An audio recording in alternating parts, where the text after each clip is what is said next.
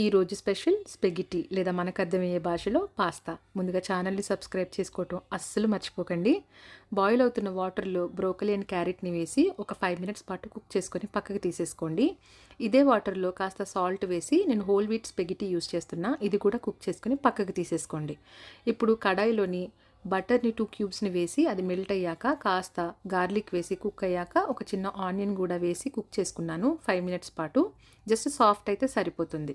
దీంట్లోనే ఉడకపెట్టుకున్న వెజిటబుల్స్ని వేసేసి salt, pepper and oregano వేసి ఒక 2 టేబుల్ స్పూన్స్ ఆఫ్ మైదాని కూడా వేసి కాస్త కలిపేసుకొని దీంట్లో పాలు అండ్ నీళ్లు మన కన్సిస్టెన్సీకి తగ్గట్టుగా అడ్జస్ట్ చేసుకొని ఉడకపెట్టిన స్పెగిటీని దీంట్లో వేసేసి కుక్ చేసుకోండి.